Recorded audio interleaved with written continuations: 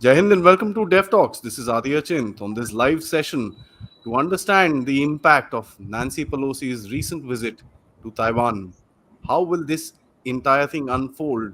And the biggest question I think everyone has it in their mind is, will China lead this into a war?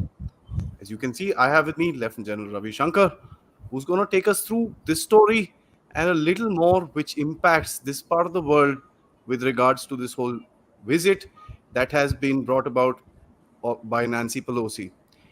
So, sir, thank you so much for joining us for this live session. It's an interesting topic. There's a lot that has changed in the past some couple of days, and interesting analysis times ahead. Thanks a lot, Adi, for inviting me over for this live show, and we've having this as a special session today. And a good evening to all the viewers. This is a very interesting time, uh, in the world. Two superpowers jostling each other, two major powers jostling with each other, with Ukraine in the center. Now we've got a similar situation with Taiwan in the center, and in between something is happening in Afghanistan and AFPAC region. A lot of interesting things. But of all things which are going, this flare up over Taiwan, which has happened, I think is the most consequential for all of us today, right? Uh, so, you know, we can go over it. We'll go over this. We'll see whether war will take place or not, can take place or not, and what are the repercussions and all that. And then we'll see where it is. So lead me on, Adi. So, first question, I think I think we've discussed what you felt about this entire Nancy Pelosi's visit, and you very clearly mentioned it was ill-timed. That is something that I think there's a general acceptance. Let's begin with the USA before we dwell into the Chinese part of it. What do you think is happening currently in the states? Seems to be a bit of a divide between the president and, of course, Nancy's team. And how do you think they're going to build this forward? See, USA was prevaricating on this whole deal. There were a lot of flip flops. President Biden, you know, probably didn't want Nancy Pelosi to go. He said the military doesn't feel it's a good idea.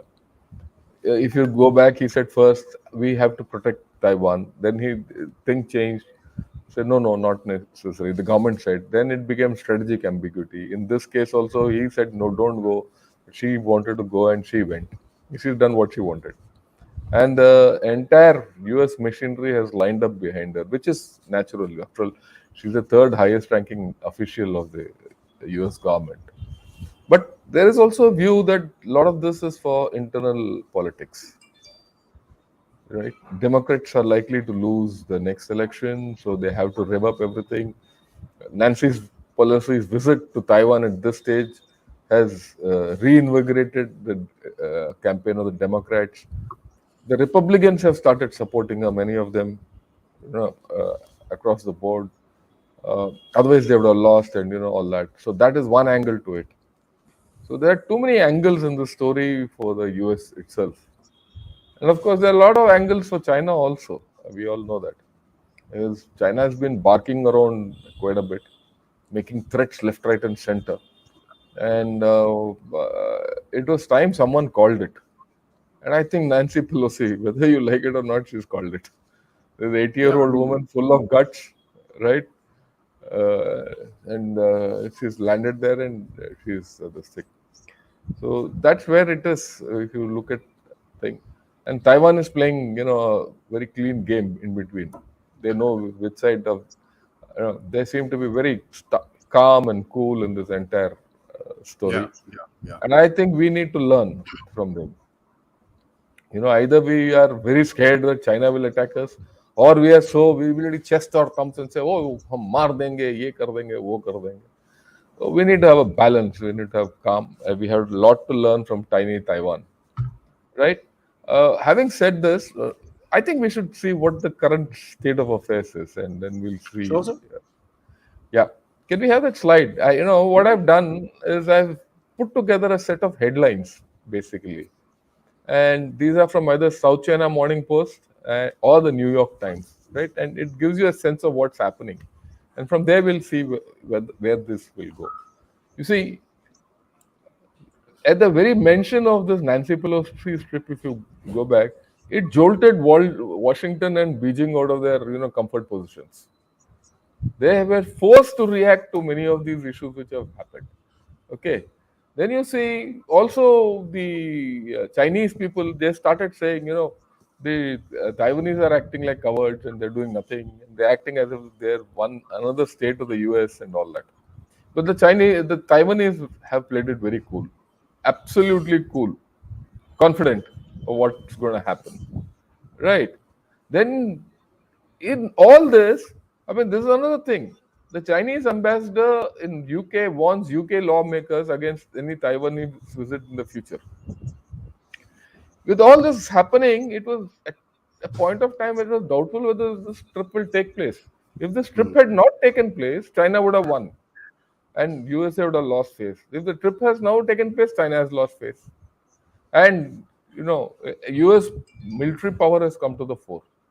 Something which many of us have written it off that they'll do nothing, but they've done it. And China, after all the threats, have could do nothing. Right? It is now considered externally and internally that China has lost face. It's a major egg in the face for China, and China has to do something. And China is in a position where it can't do much beyond a point. Right? We'll see. Unless, of course, things spin out of control, that's a different story. Right. One of the things which came out is, look, when all this is happening, what's Beijing's reaction to Pelosi? Is it that of a confident superpower or an insecure superpower? Or an insecure nation? This is the comment which has come out. And mind you, this has come out from South China Morning Post. That means there is some internal dissonance within China, different point of view. It's come out. This is the thing. If you see South China Morning Post, 80% of their stories are for the government or for the PLA, or they are all mouthpieces. But 20% of the stories which come out, and you have to search for them, tell you something. So this is one of those things which tells you something. Okay. Right, of course. This is a thing which says she's landed there in Taiwan, defying Beijing's thing, and she's also said, Taiwan, right? The Taiwanese reaction, sorry, the Chinese reaction. China has banned sweets, biscuits, pastries, and all that. On one side, on the other side, the analysis is that China sanctioning Taiwan is like moving a stone and dropping it on your own feet. Okay, right. Now what I'll do is I'll have to get off this. Right, and I will get another slide in another presentation, which Right. 1 minute. You'll have to give me a little time in this. Not a problem, sir. By the time, I'd like to request everybody, please do hit the subscribe button. Like button is the most important because you're going to help me out with the YouTube algorithm. There's thousands and thousands of videos and you need to help Dev Talk. So please hit that like button. That's most important. And of course, yes, there are two other small things that I'd like to tell you. There's a join option where you can join the Dev Talks community. And there's also a thank you button where you can donate to the Dev Talks effort.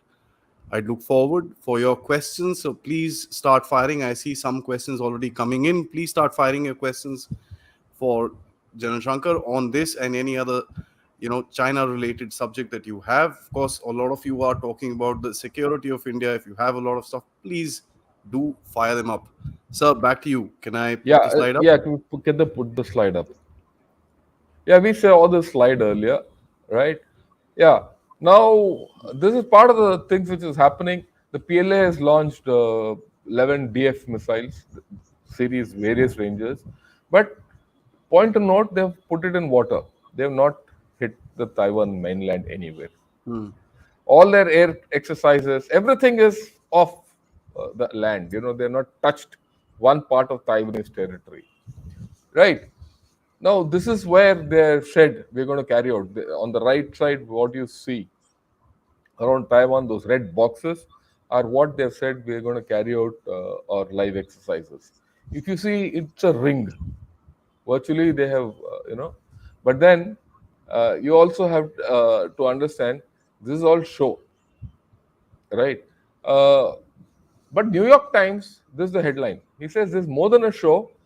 They feel that China's exercises help it practice seizing Taiwan, help it to. This is some kind of a rehearsal for an eventual amphibious exercise they, you know, have to undertake, or even like they say, they appear to be designed as a trial run for sealing off the island. So this is a prelude to what could happen later in future. Okay. And these are the other things which have come out. As China plans drills circling Taiwan, the US feels that there's a squeeze at play. Okay, that Taiwan is being squeezed, right? And if you've seen the blue, what I've written, US assessment is that China's strategy is to intimidate and coerce without triggering a direct conflict. So they don't expect a direct conflict. Okay. Now, see the third one, which that box which I put in yellow.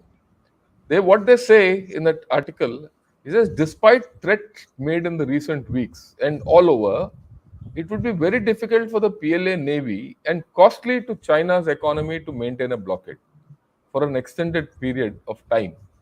What hurts Taipei's economy has a similar effect on the Chinese economy. So we'll go back to this.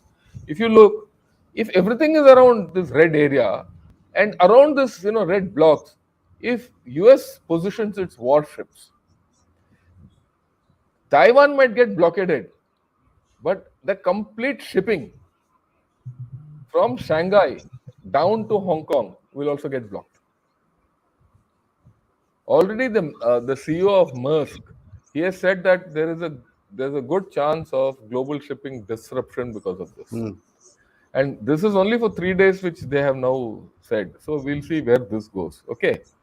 Now, another thing which has come out again. This is all in New York Times. Now they say that Ukraine has jolted Taiwan's military. Usko jaga diya. The public, everyone. Now they are adopting a porcupine strategy. Okay. Now that they'll hurt China. I mean, Taiwan will become a porcupine which China can't swallow. Even if they go across the Taiwan Strait, they'll struggle. Okay. What they feel is that, look, USA has been urging Taiwan to invest. Says Taiwan has been investing in a lot of high-profile fighters, all that. So they don't put so much. He says put more on small numbers, large numbers of small things. So he says what cruise missiles, coastal defense, artillery, mines, do all this. So then you become something like Ukraine. But all this is what has happened. Taiwan is now ramping up its defense expenditure.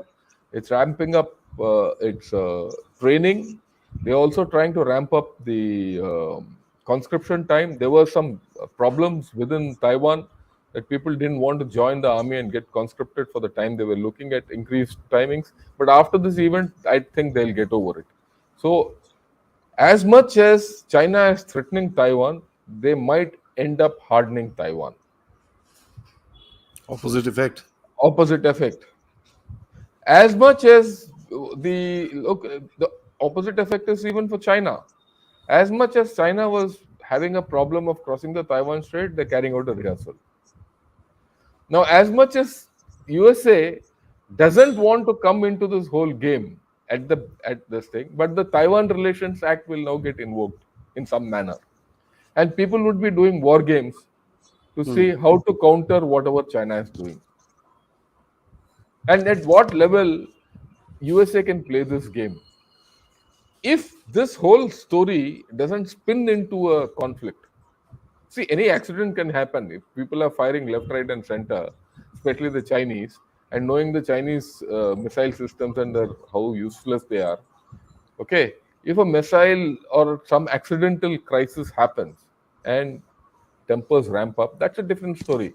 If it doesn't happen, All three actors in this game are carrying out their rehearsals.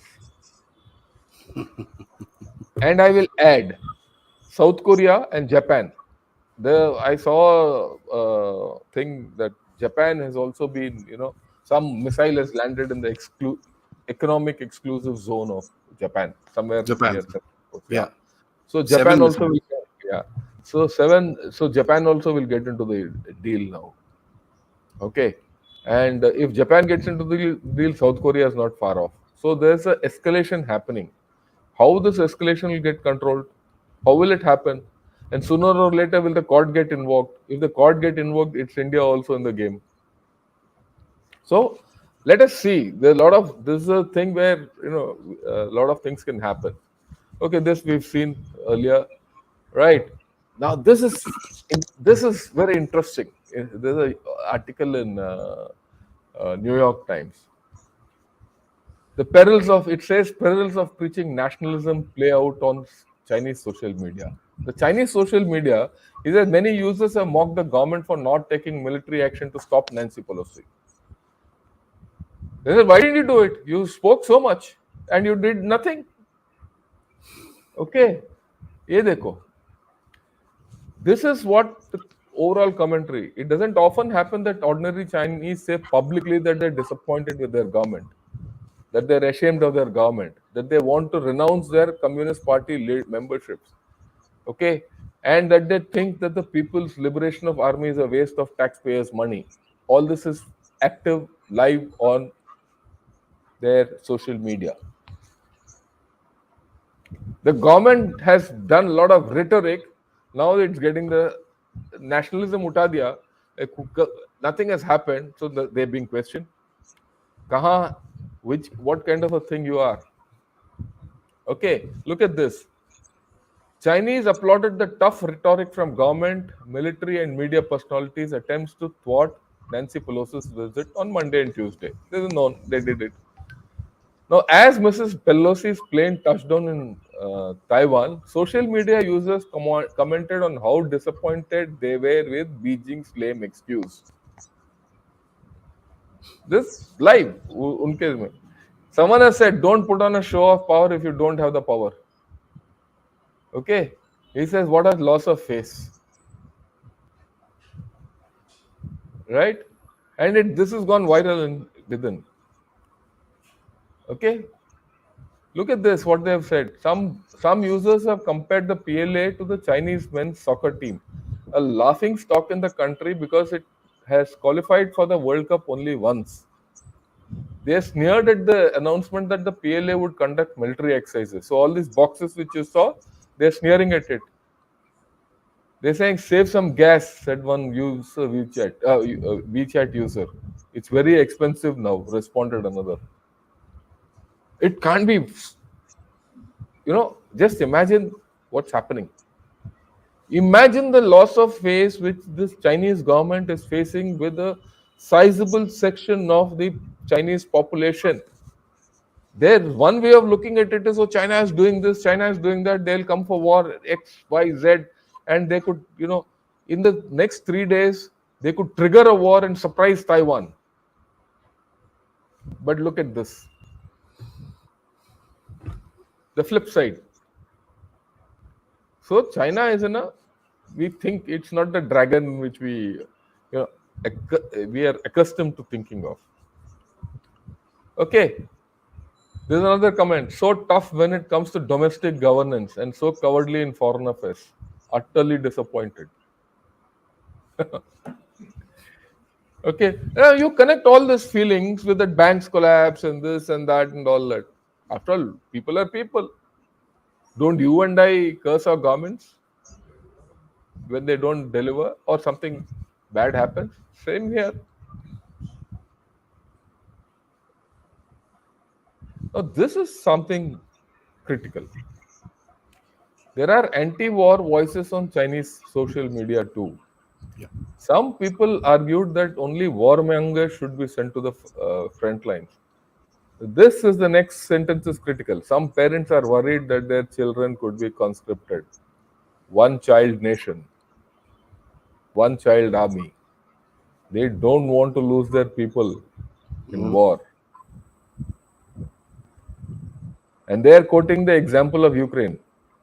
देखो क्या Ukraine में हो रहा है. What is happening in Russia? Why are people losing so many lives? So the Chinese are not prepared to lose their lives.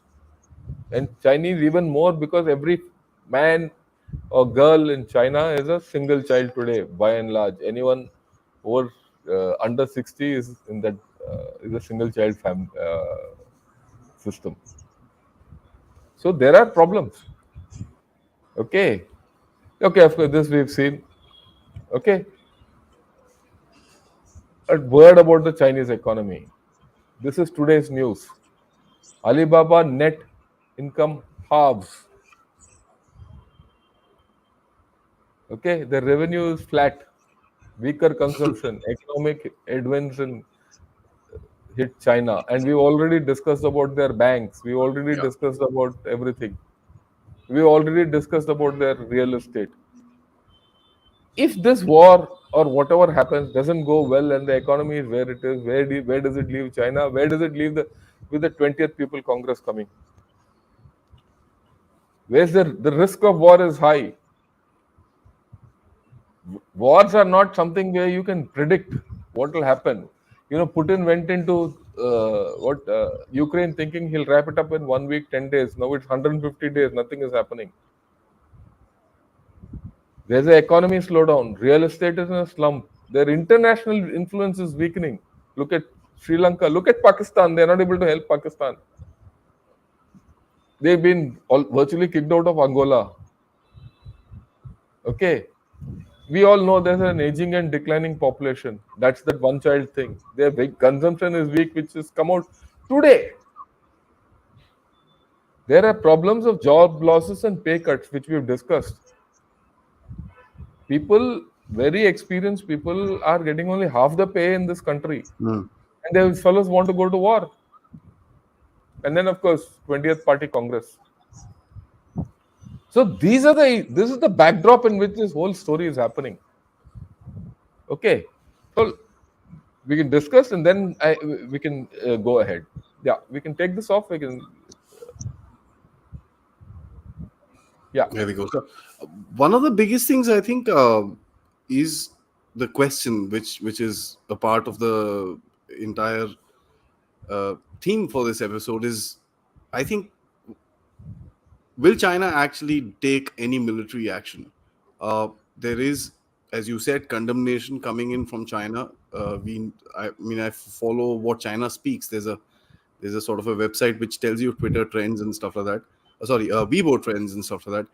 One of the things in Weibo is coming out is, why don't we stop this rhetoric and do something? So there is a certain segment which is probably a hardline this thing, and they want to take a this.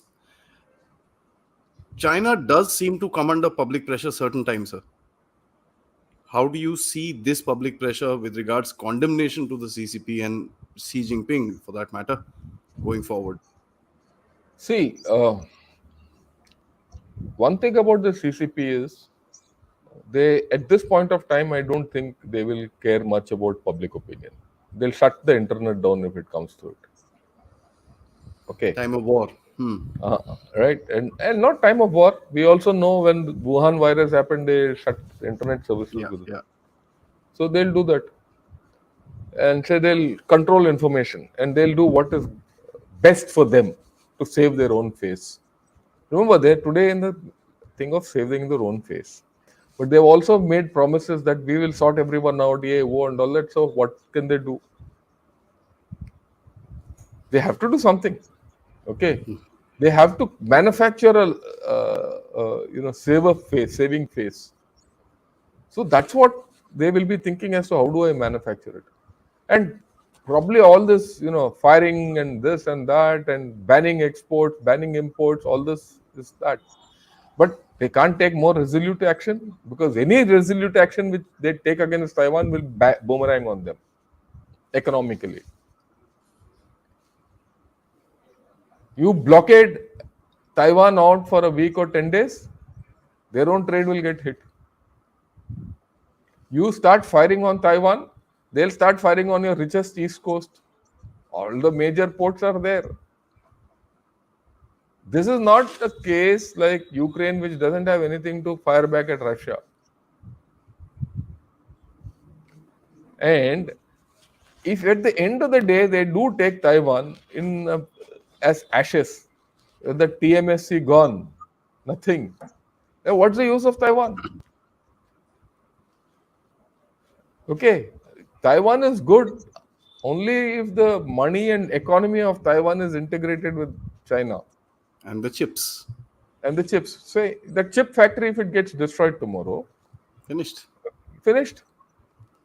And in the process, they lose something in the mainland, which the Chinese will, the Taiwanese will also target. Okay, That's a big risk. that's a big risk. And when there's an economic slowdown, This seems to be a war of chips as well, sir. yeah, there is. Now, there's another thing which development which has happened.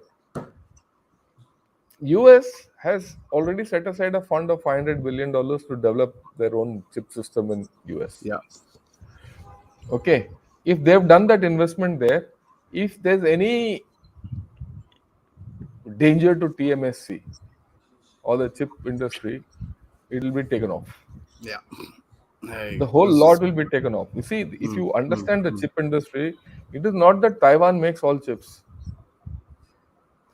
The design of the chips and the technology of the chips is US based.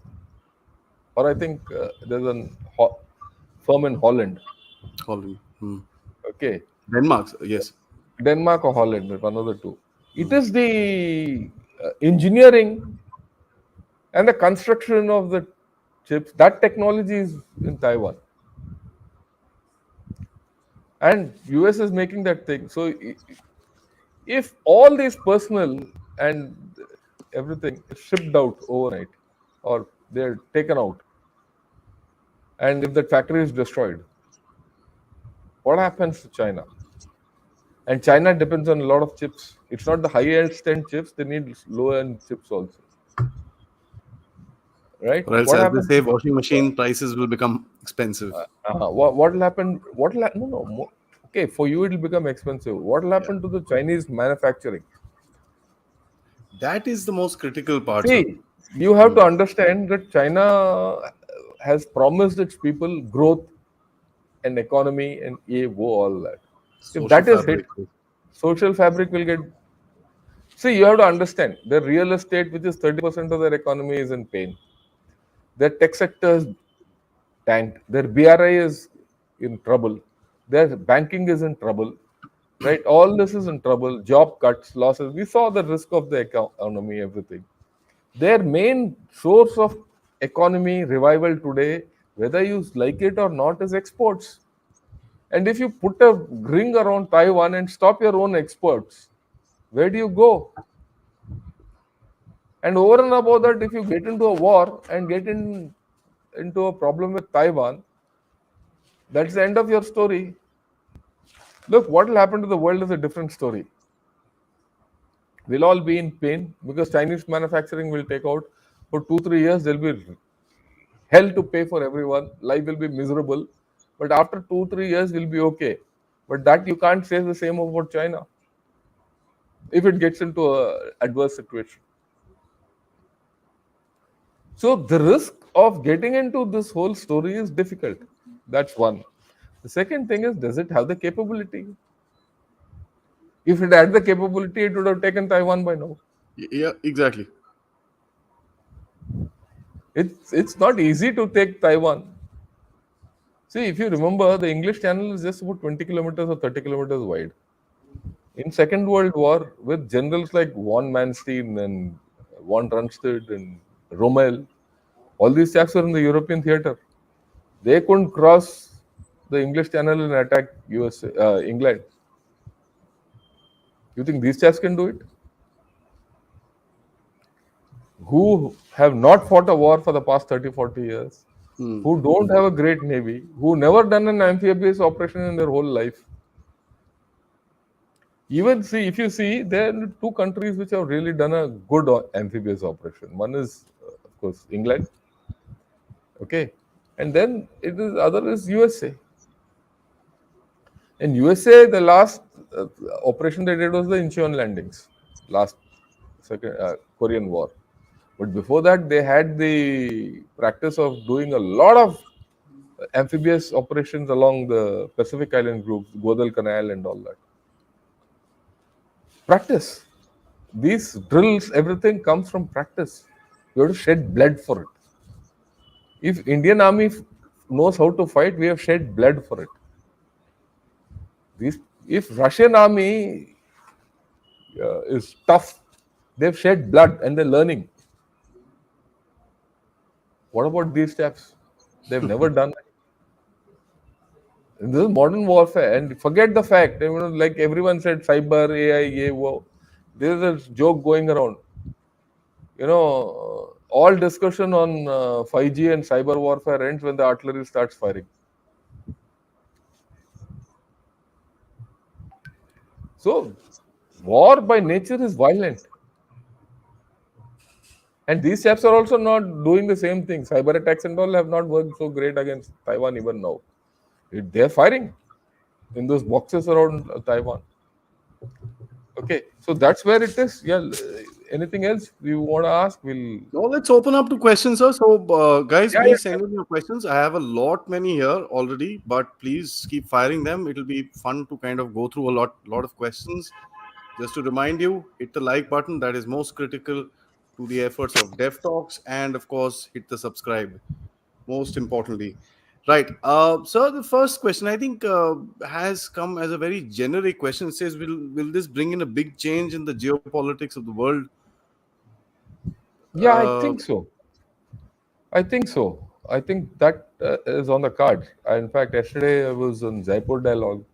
My opening statement was we are seeing a major shift in the world geopolitics. See, let's put it in. There is a major thing that's come out.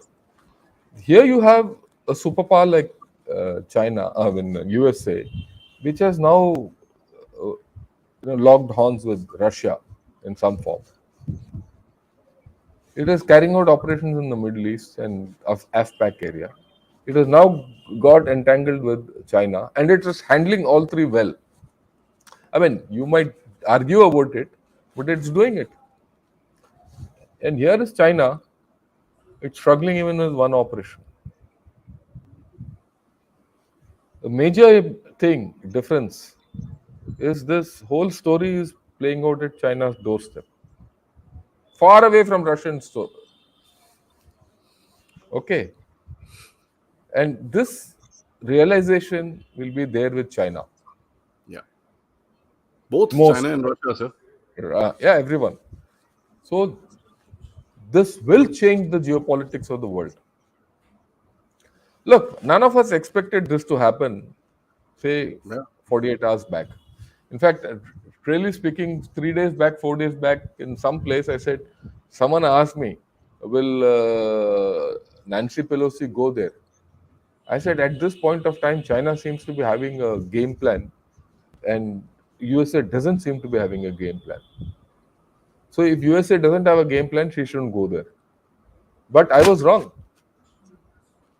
Whether USA had a game plan or not, Nancy Pelosi had a game plan and she played it out and she forced USA to follow. And the entire might of USA has now come to the fore.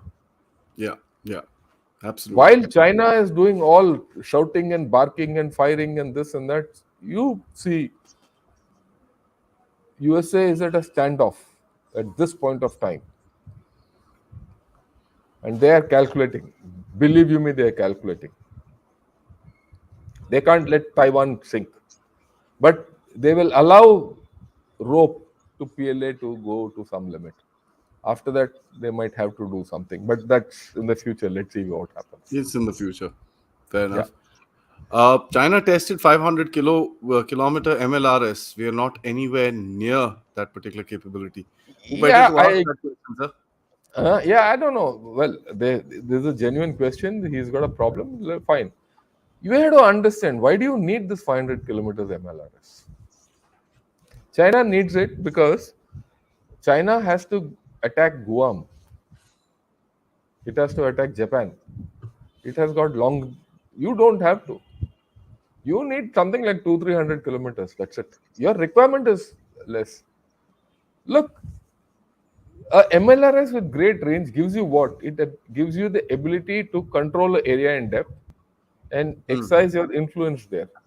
Hmm. Hmm. China has a requirement of, because it's aspiring to be a superpower. Okay. So he is looking at something great in depth, long range. We don't need that. Okay. Our geography doesn't suggest that we need that. Yeah.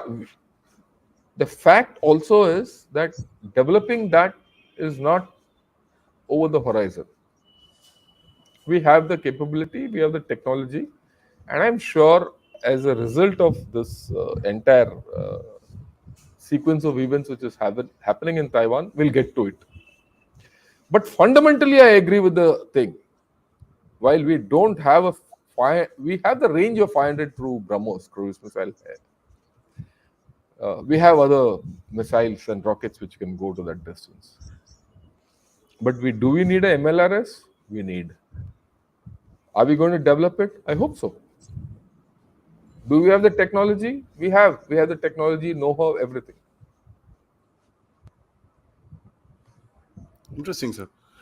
Uh, Before I go to this, I'd like to actually ask you the uh, use of these sort of HIMARS systems, which have been seen in the Russia Ukraine war, has been pretty accurate. And as a former DG artillery, so what is your opinion currently on the Chinese adventurism that they could do with regards to their medium or long range systems with Taiwan in a standoff sort of a scenario, not by invasion, but a standoff targeting sort of See, a scenario? the problem is if you stand off and you fire it in Taiwan, they'll cause damage, Yeah. but nothing more. What's the use of damaging Taiwan, which is supposed to be your economic prize? Okay, you damage Taiwan by firing long-range missiles or rockets and all that. The population of Taiwan will go against China, and the USA will start interfering. Fault line, sir. Fault lines. Indeed. Right, for all those people who feel that Taiwan should be taken over and China can invade Taiwan, there's one fundamental reason why China will be very careful to invade Taiwan. And this is something which has not come out in general media, but this is historic to them. This is my view, and I'll stand by it. Uh, in 1949, when PRC was born, and the communists took over mainland China, their opponents were the nationalists headed by Chiang Kai-shek in the Civil War. What did he do? He came to China. He came to Taiwan, Taiwan, Formosa. and yeah, Formosa, and he made it into ROC. Okay, he made it into ROC, and his aim was to continue with the Civil War and overthrow PRC and take over China back. He was a nationalist. Now Taiwan has become democratic. They are far apart from the communist society. And the communists don't want competition. If tomorrow Aha. there is a situation where Taiwan says, okay, we'll join China if there's democracy. If there's a China is in a situation militarily where they have to accept this unification, so there is an alternate system which will come into mainland China. So You're going into questioning the one Taiwan, China principle, sir? I am not questioning. They are questioning it themselves. I mean, sorry. Okay, let me rephrase that. They are Look, taking over Taiwan into the communist fold completely is one factor, like they did in Hong Kong. But if they come into a situation where they have to accept Taiwan democracy, and maybe if the unification results in democracy hopping across the strait,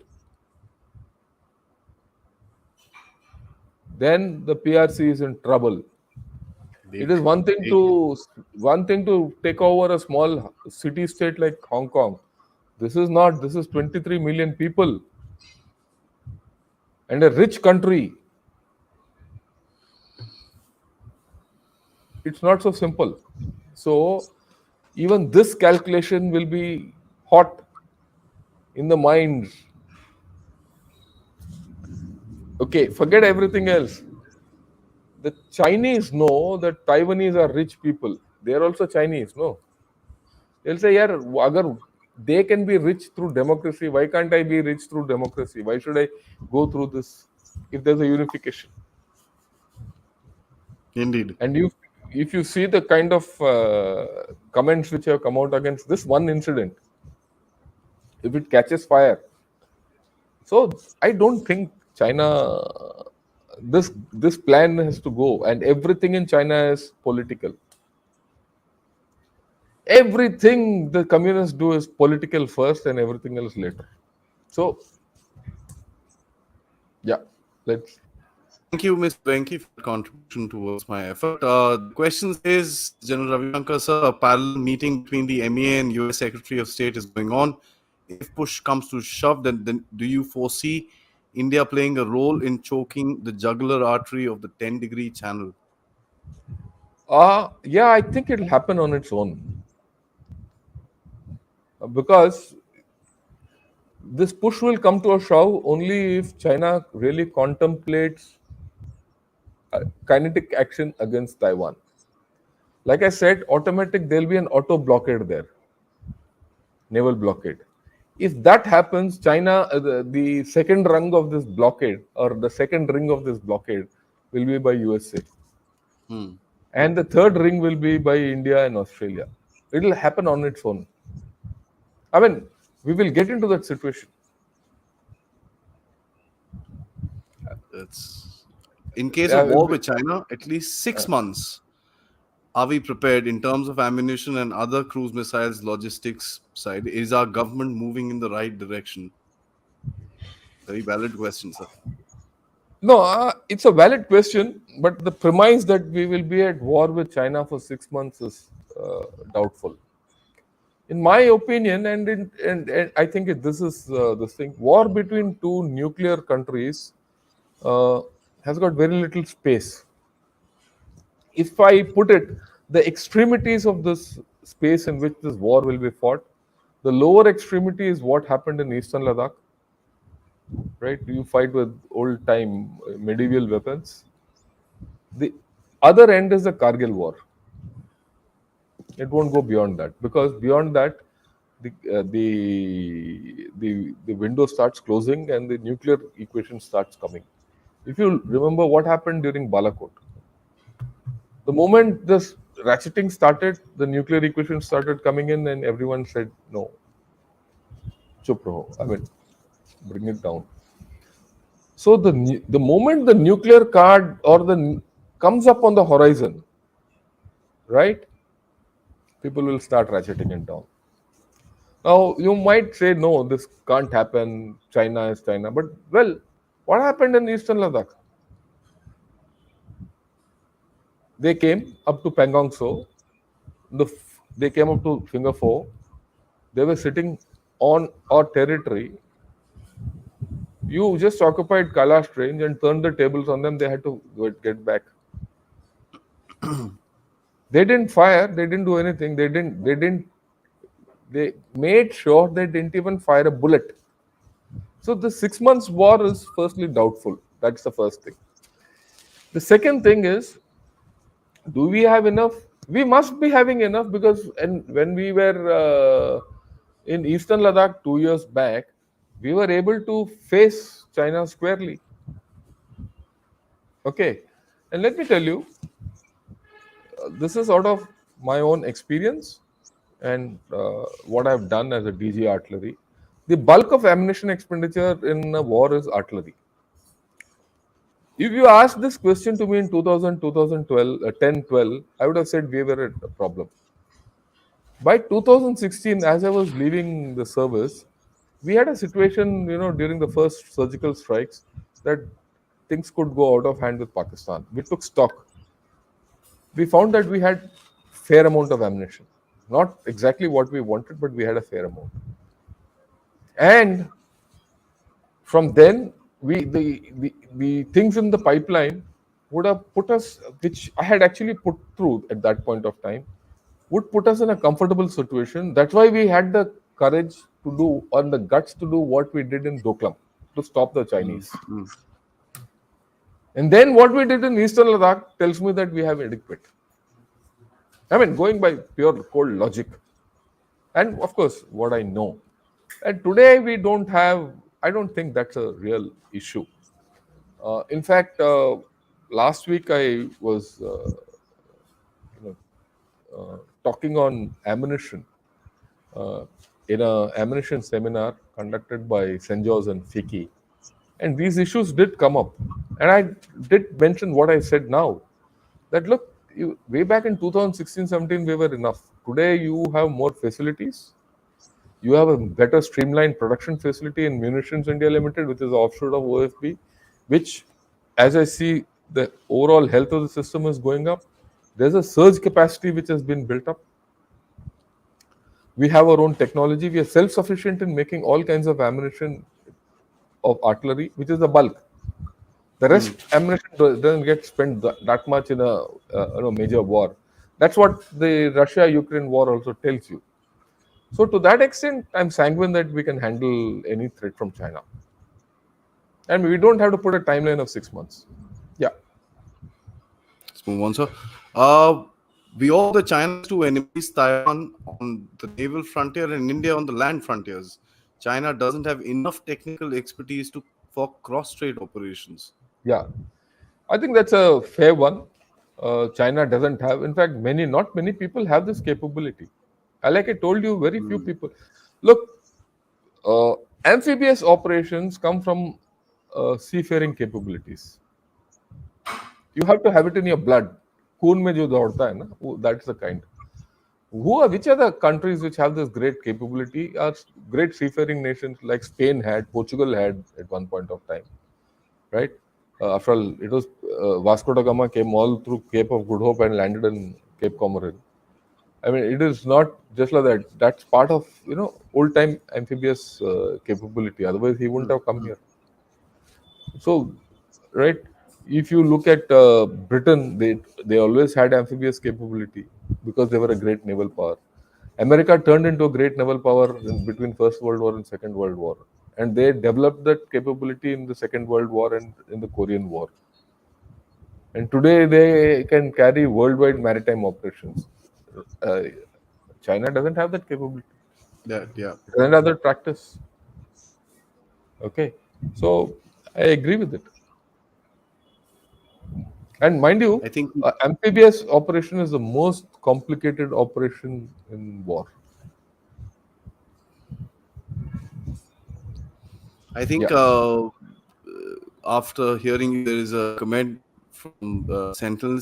China does not have the capabilities for amphibious operations across the strait. They have economic issues on the domestic front.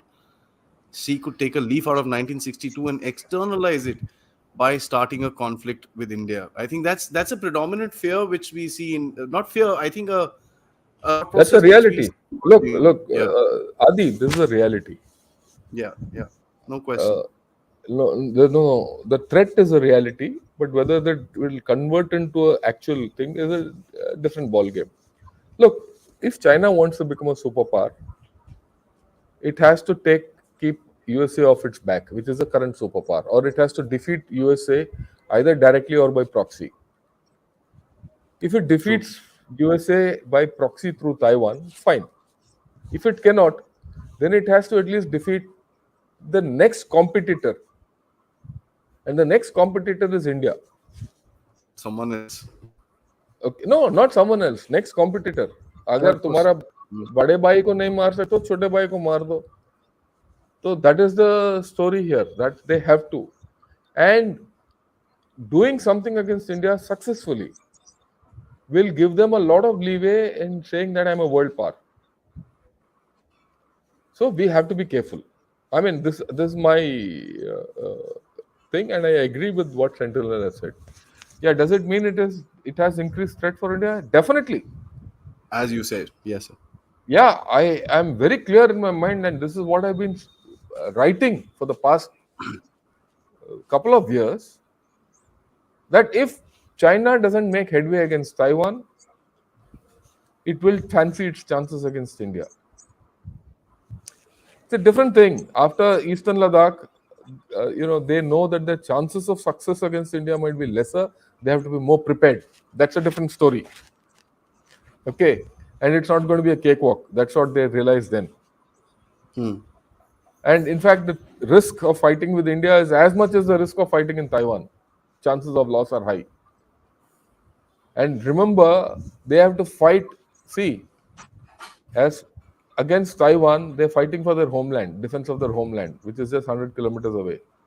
Taiwan will also be firing at them. So there is a lot of nationalism and hype to defend their main core Han land. Whereas this is 6,000 kilometers away, the Han doesn't identify with this land.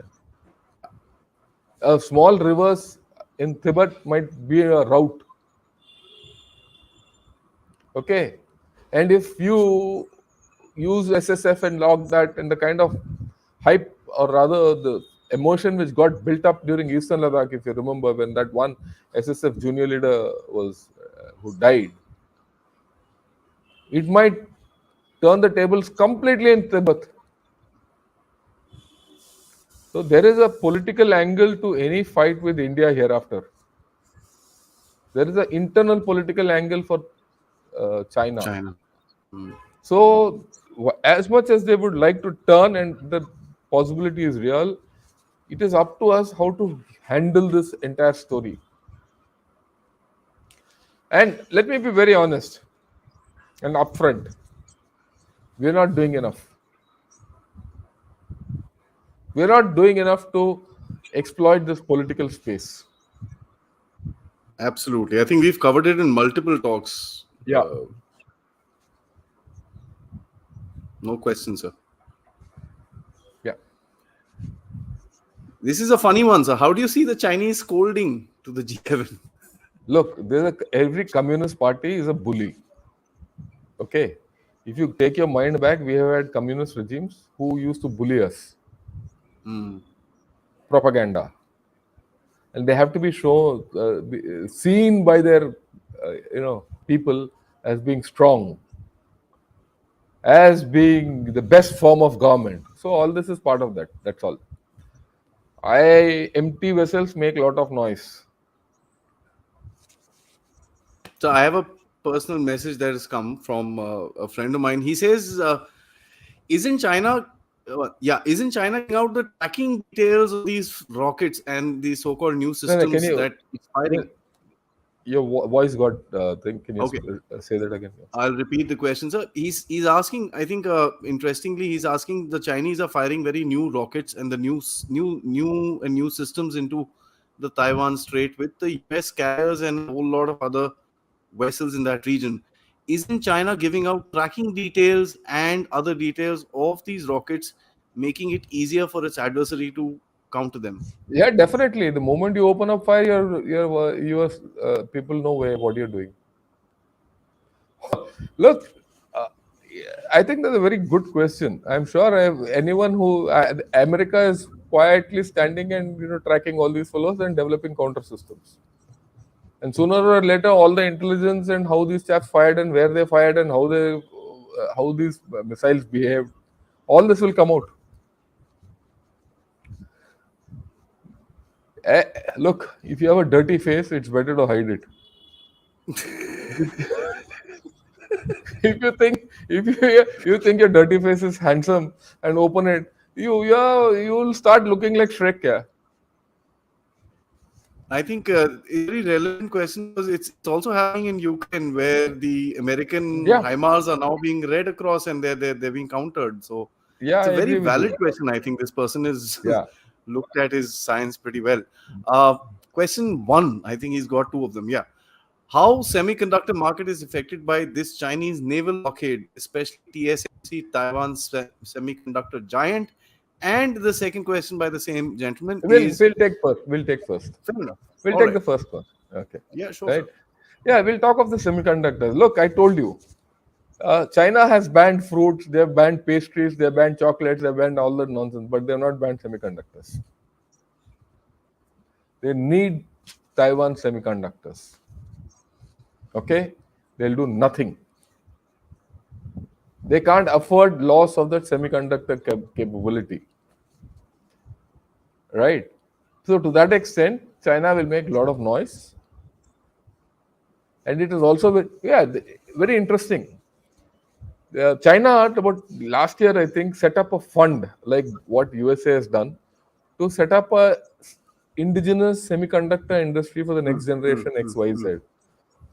2 days back or 3 days back, I read a snippet somewhere. Now that there are investigations going on into that fund and the expenditure for corruption. The entire fund which they've set up to develop next generation semiconductors have failed. I think they Okay. learned a little So too much from Pakistan, sir. well, that is a different story, right? But and I remember I connect this up with about something which I read about 6 months back or 1 year back. I remember. I don't remember. Hmm. Guys who got the businessmen who got the fund to develop semiconductors were actually fakesters, scam guys. There's a scam on semiconductor funding in China. So if you think everything is doing going well in China, no. Again, you will say, yeah, this chap is saying all this nonsense. I am not saying this nonsense. It is their media who's saying this. I mean, I don't have any friends in China. I don't know Chinese. I don't know Mandarin. Right? I've not been to China. Okay. The farthest east I've been is Singapore, rather Cambodia. So I mean, not sorry. I stand corrected. South Korea. I've never flown over this thing. How do I know all this? You read their papers, their books, and their journals, and this is what it is, and this is a fact. Yeah. A funny comment. Dragon Yeah, deflated. dragon deflated. I agree completely, Venki. The dragon is getting deflated. It is getting defanged. To the extent, I don't think it's a dragon anymore. I think it's a sick lizard. Okay. Sir, Yeah. I think you should not fly over China anymore. I know. Look, lot of guys are trolling me, yeah, in my articles on Gunner Shot. If you see the articles which I write on China, I get trolled. Some fellow said, "Look, despite all this, China sells more Mercedes Benz." I go, यार कर लो, बेच लो Mercedes Benz. मैंने क्या करना है उसके साथ? That doesn't make you a stronger country, right? So if the strength of a country is quantified by the number of vehicles which is sold or the Mercedes Benz which people drive in, then there's a problem. Okay, then that's how it is. Yeah. So Abhishek's second question, which says India USA will perform the last joint military exercise. I don't think it's in Uttarakhand. Correct me if I'm wrong, but there is a military exercise of the Indian Army which is taking place in Uttarakhand. Correct me if I'm wrong on that, sir. And your Look, thoughts over the same. the fact of this, whether the youth Abhyas is taking place in Uttarakhand or not, I don't know because I'm out of circulation on that issue. But the fact is that India and US have been carrying out joint exercises consistently, irrespective of everything. And this is not new, it's for the past 10-15 years. Okay. And so to that extent, it's good, it should continue. They've learned. I remember when I was commanding the brigade, my brigade was just next to the CIJW, Counterinsurgency and Jungle Warfare School at Barangtai Valentine. in Mizoram. These chaps used to come there and train. U.S. Army used to train there, and we had a thing that any army, any unit going into this counterinsurgency grid used to first go to CIJW, get trained for 1 month or 2 months, and then come out. So all my units used to go and get trained and then come out. And when I used to go them, I had used to interact with these guys, and they used to learn counterinsurgency and jungle warfare from us. So it's something good. Which the trajectory of the Indo-US cooperation will only go up in times to come. Yeah. South Korea and the Philippines have given a very different reaction from that of Japan. How can the US generate consensus for Taiwan just as they tried, interesting See, word, tried for yeah, Ukraine? yeah, they have. Look, let's leave that bit off. But I think at this point of time, when nothing much has happened, it's possible that Philippines and South Korea have taken a particular stand. They've also taken a kind of a neutral stand, right? And they said no, like, ramp down the tensions and all that. Mm-hmm. But if tomorrow they get affected, and if this whole conflict escalates, they'll fall in line, Especially South Korea right? has taken a very So base I and think very. I think it's too premature for us to say that. Look, as of now, the main actors are USA, Taiwan, and China. This thing has China. not gone beyond this. Okay, unless the situation deteriorates and things like that, nothing much more will happen. So we'll leave it at that.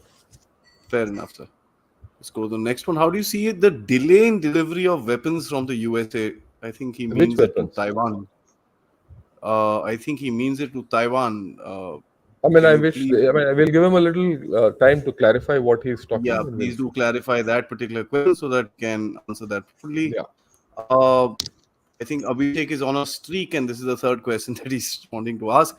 As we see Chinese reaction on Taiwan, and its reaction is not very contagious. Is this the best time to recapture Aksai?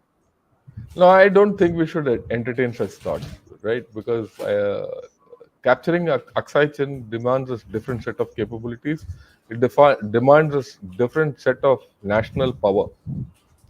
You don't have that kind of comprehensive national power as it. Okay, just because your economy has started to chug back, plus your internal conditions in India are not conducive enough to take such a big, you know, adventurous step. Okay, we have more before we get entangled with such a thing. I think we have larger problems at hand. We have JNK which has to be sorted out, and we have an unstable neighbor in Pakistan. We have a problem in Sri Lanka. Okay, and or we are not in a very stable environment. So I think we need to consolidate our environment, immediate environment. We need to consolidate our internal environment. We need to consolidate or build our strength before we can think of Aksachin. Uh, Relationships between nations, whether they are peace or war, are long-time affairs, and they are built over, or rather, built or broken uh, based on multiple factors.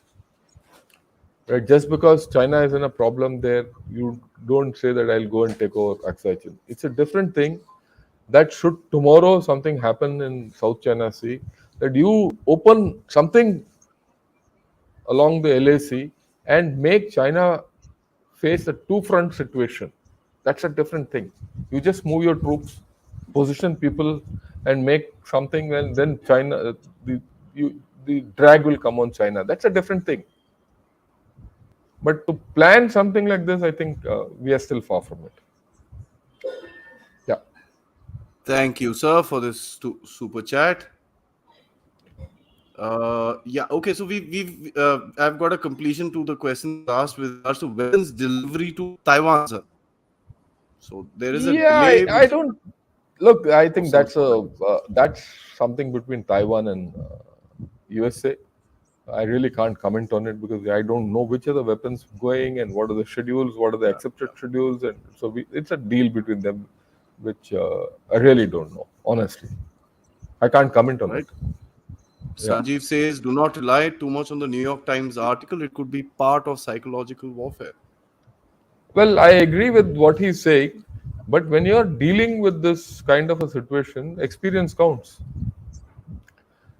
You're dealing with New York Times, which could be part of Psy war. You're dealing with South China Morning Post, also which is part of Psy war. So you take it out and put both together, and you get a picture emerges. One should never rely on one source. That's why I showed you two.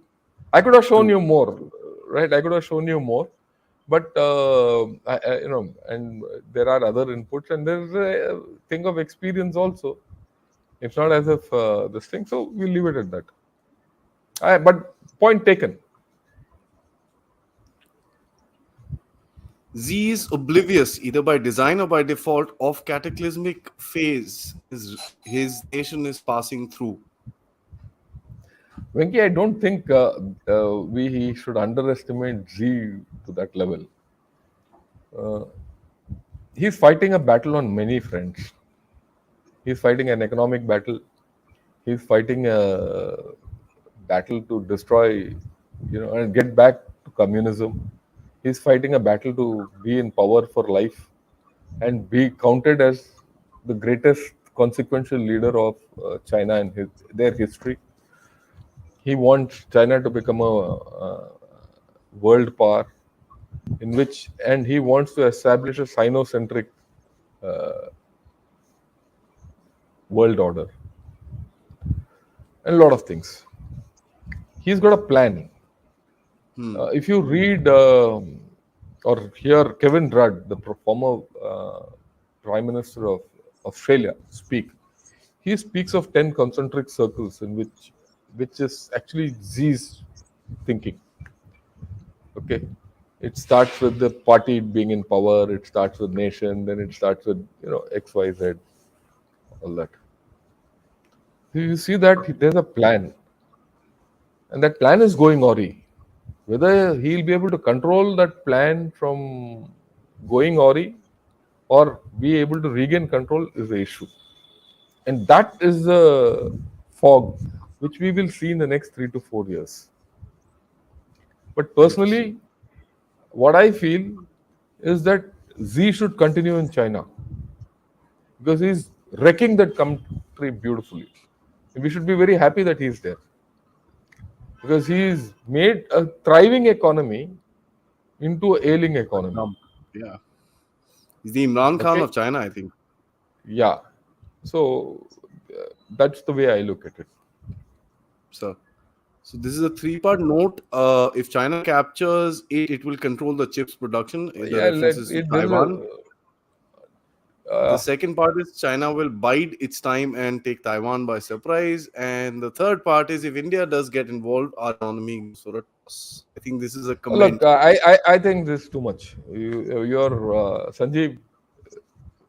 You are putting too many F's into the whole game. I don't think. Yeah, they will take this as a last question. Sure, sir. Xi Jinping just needs to convince the CCP party members with these losses and face a loss in case he's muscle flexing with India. Can he forcefully declare himself a president for the third term? Look, Dimpu, this is very clear that there is very little opposition for him to become, not become the third president. He will get his third term without it's almost certain. Okay. And he's very careful to ensure that he's going to get his third term and he's not going to take a risk anywhere. So, to that extent, the rest, everything is QED. Hmm, hmm. Interesting. Manufacture a way. He'll manufacture a way to show this as saving face through the Communist Party structure. You watch this play out in the next 1 week. If it doesn't end into a war, that's a different story. If it That is, doesn't end into a war, you'll see propaganda coming out that China has taught Taiwan a lesson, China has taught USA a lesson, and everything. yeah. So I'm gonna push you for the one more question. So then this seems to be a little critical causes, and there are about two people who've asked this thing. Uh, what India could do to stop that spy from entering Sri Lanka, and the second gentleman also talks about. Can you please comment on the spy ship? Yeah, so talk about the spy ship in Sri Lanka? I think this is something a lot of See, people want answers to. we can't do anything about it at this stage. Because this whole business of that ship coming here and all was transacted before we really got into this. It's a pre-scheduled trip. It was shown as a survey ship, which is coming for refit, or uh, I wouldn't say not even refit, for revictualizing. Okay, for a logistics halt. So that's how it is. But I'm sure there are behind the scene issues going on, where that will come and go. Uh, we have to be alive to the situation. Maybe here, and at this point of time, even Sri Lanka is so weak that they can't stop the ship from coming. Okay, so let us see how it goes. To be honest, I don't have an answer for this. We have to ensure that the next issue doesn't happen like this. That's about all. Sir, I have about 40 questions, and some people are not very happy about the fact that I'm not being able to take their No, questions look, as of now. I think we'll take it on.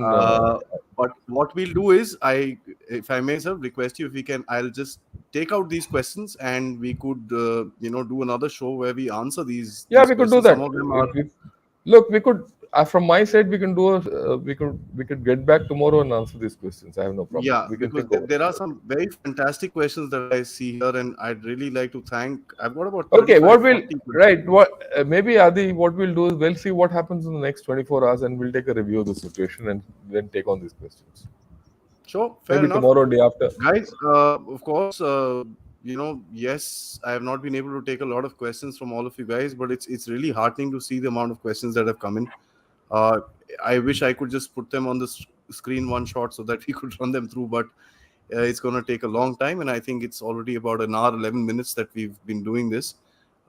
We could actually, I'll try and put these questions out to sir and get some answers, and of course, as Yeah, sir said, Adi, we we'll could we'll do revisit. this tomorrow. We could do Yeah, this tomorrow or day after. We'll take a review of what's happening and what will happen in the next 24, 48 hours. yeah. And then maybe we'll give more time for the questions, right? Sure, fantastic. I think Okay. Yeah. that is what will be required.